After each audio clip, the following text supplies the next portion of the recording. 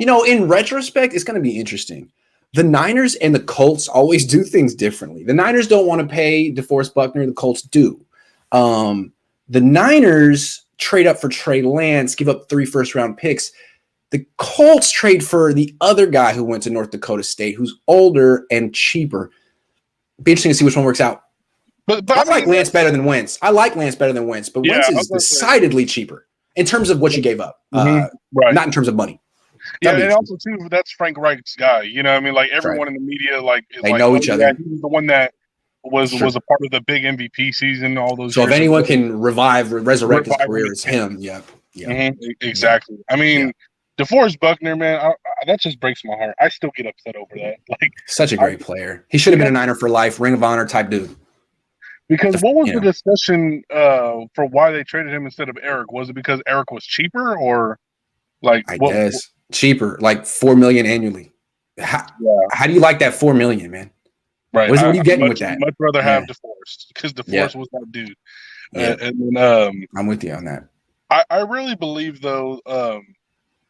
Do you think Julio? I mean, I know last year he dealt with injuries, but I think for the most part he's usually been healthy for majority of his career.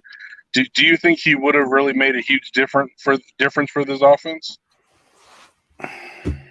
Because I know Kyle likes he's good Debo as like a running back kind of, and then I know Ayuk is the up and coming guy as a pure wideout. But I'm curious to see what Julio does in Tennessee because I start to feel like. Once a guy's body starts to go, a wide receiver in his 30s, why are we expecting him to just turn back the clock? I'm curious to see what he does in Tennessee. I'm kind of take the under one, whatever that is.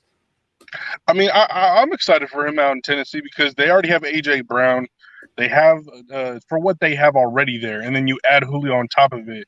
I think it's going to really help that offense continue to do what they do out in Tennessee, or even more. The only thing with Tennessee is that defense still going to be any good. They always rank in the bottom third. In defense, even though they have a defensive-minded guy as a head coach. That's the thing. It's kind of important to have defense. It seems like it might be even more important. It seems like what you need is a top 10 defense and an elite quarterback. If you have those two things, you could probably win a Super Bowl. Otherwise, it's going to be hard. I mean, look at Aaron Rodgers. Why does he never win a Super Bowl? His defense always stinks. Always. And then I'm just concerned, too, when it comes to our defense particularly is – what is the